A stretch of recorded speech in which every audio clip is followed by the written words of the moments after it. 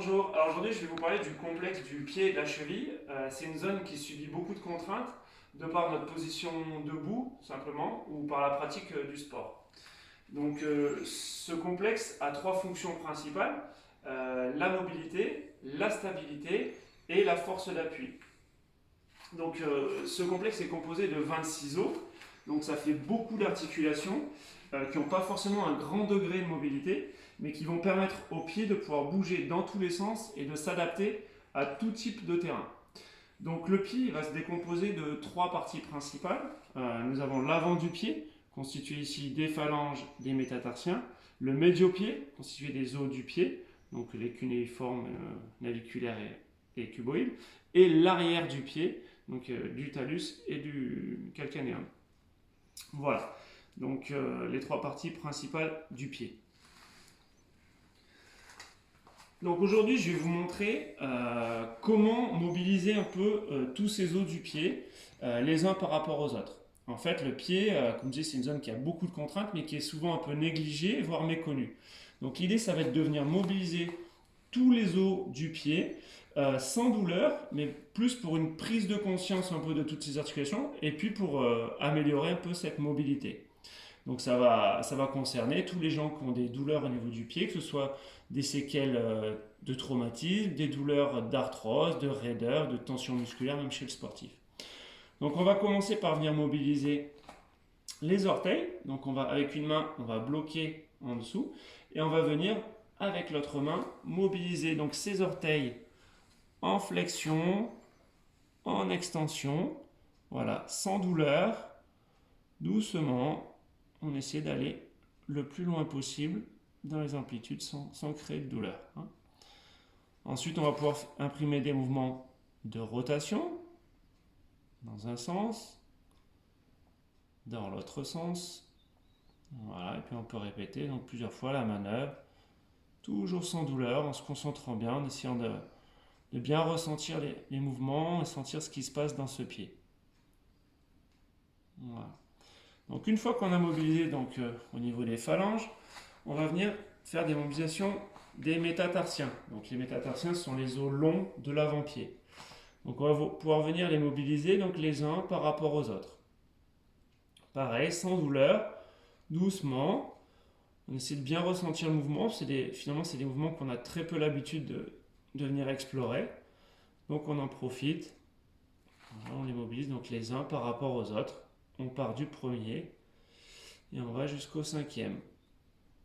Donc vous verrez, il y a peut-être des zones qui seront plus raides que les autres. Donc dans ce cas-là, on passe un peu plus de temps et on essaie de ressentir le mouvement, essayer de voir si on arrive à gagner un petit peu en mobilité.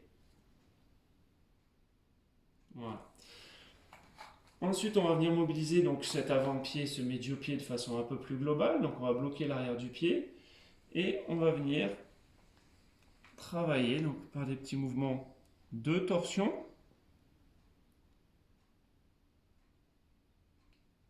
Des petits mouvements de rotation.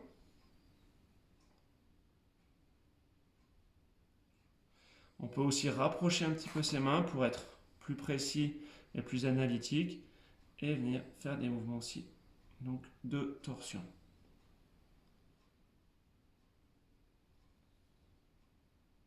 Voilà. On peut revenir travailler aussi un petit peu au niveau du de l'avant-pied, les métatarsiens les uns par rapport aux autres, par des mouvements donc d'écartement et de rapprochement. Comme si c'était les ailes d'un papillon, on rapproche et on écarte. Comme ça.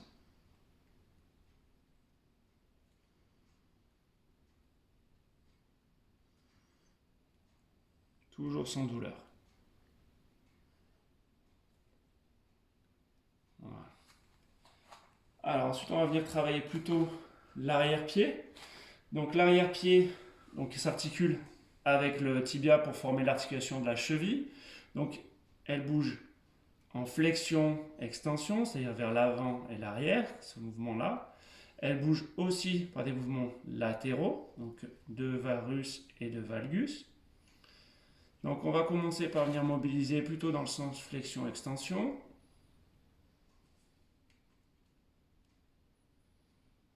peut écarter un peu la main pour aller chercher plus loin sur la flexion dorsale, flexion plantaire, toujours doucement, sans douleur, hein. On peut aussi imprimer donc les mouvements latéraux, donc mouvement de varus et de valgus.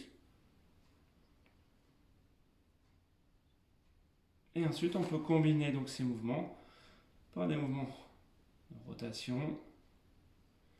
Et pareil, plus largement, en prenant le pied plus globalement, dans un sens,